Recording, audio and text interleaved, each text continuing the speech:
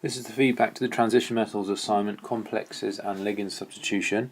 In question 1 you were asked to write the electron arrangement for cobalt atom, so that's 4s2 3d7.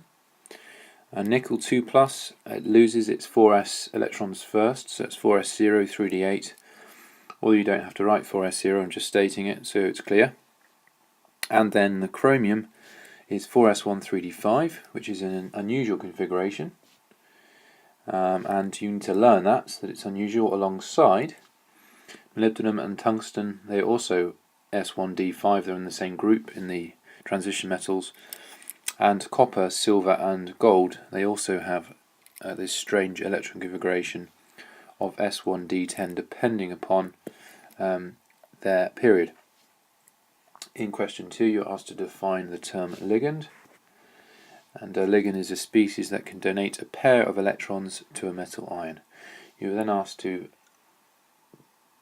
explain the term coordinate bond, and it's a covalent bond in which both electrons are donated by one atom.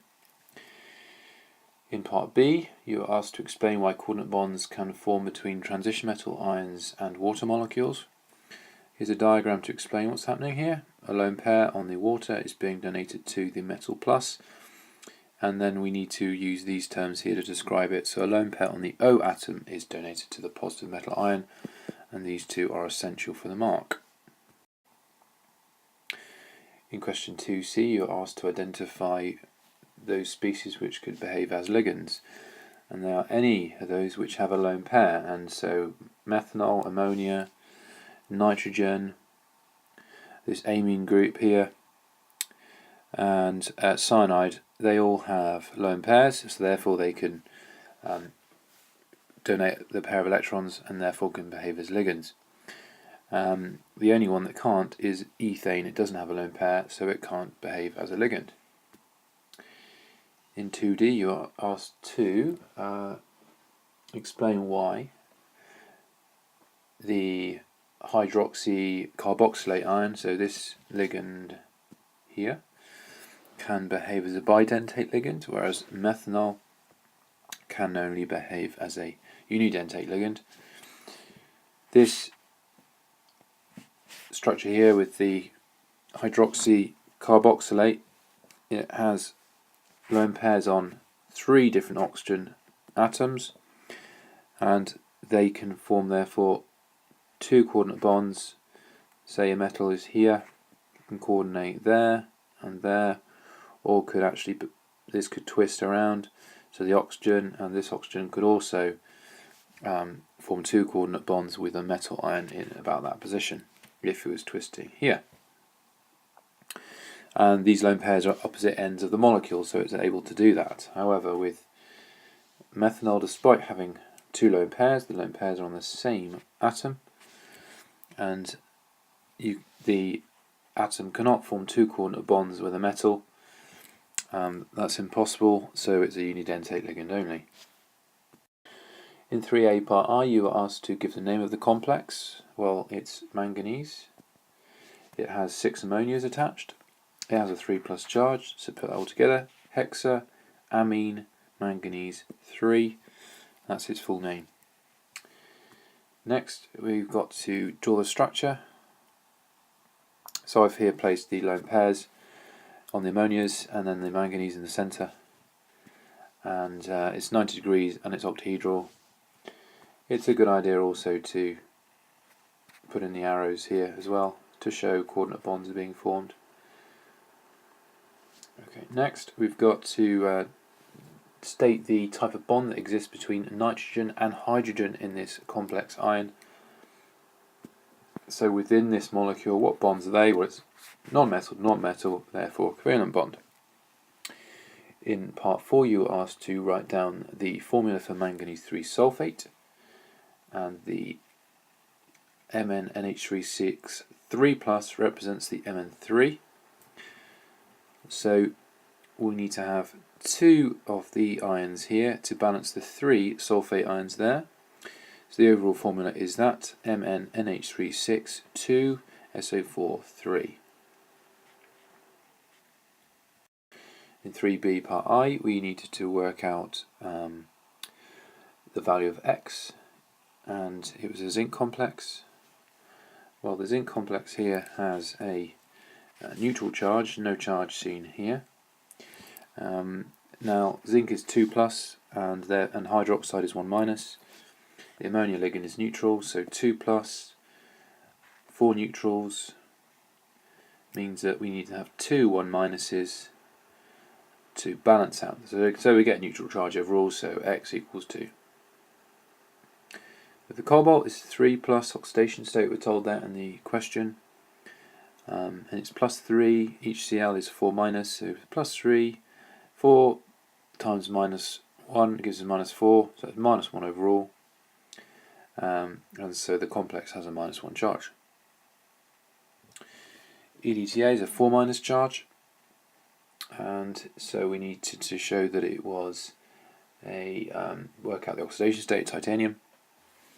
Well, -4 plus X gives us -1, so the X value is 3, so the oxidation state is 3. And then we needed to work out the value of X here for the transition metal complex. Cyanide, there are 2 cyanides. It's a plus charge, that's minus each. Now you could say that it's an octahedral, so X equals 2 there. Or you could state it square planar, so X would equal 1.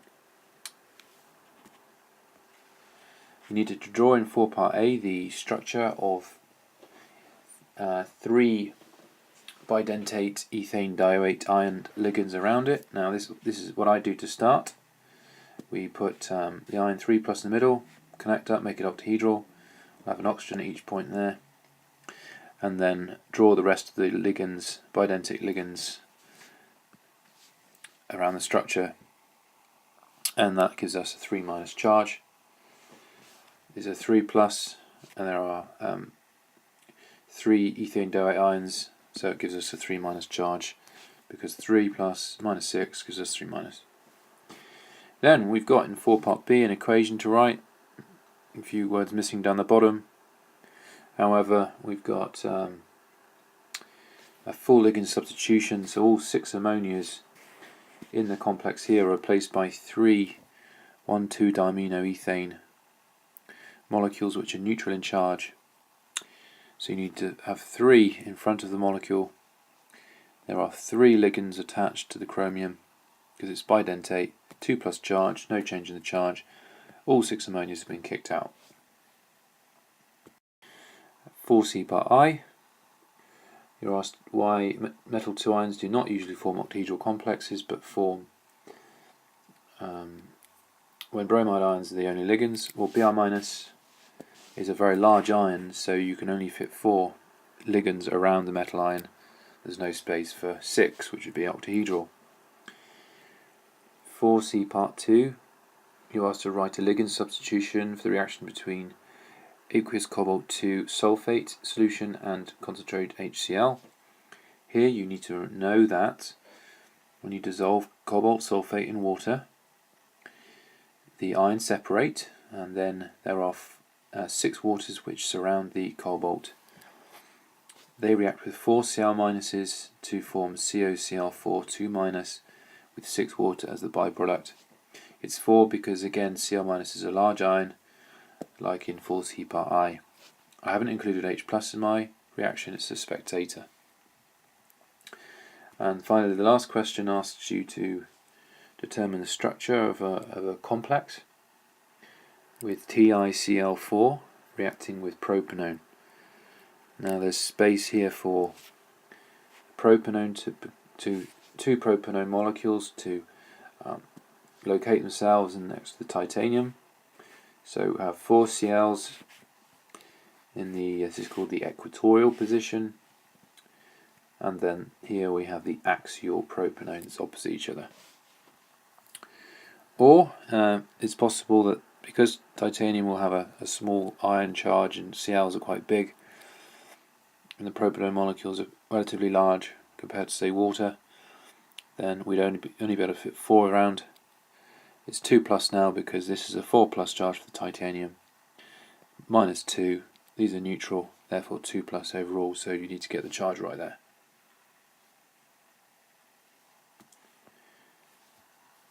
So propylene, remember, has 2 lone pairs, so the reason it can form this coordinate bond is it's got these lone pairs in which it can form a coordinate bond with the titanium metal.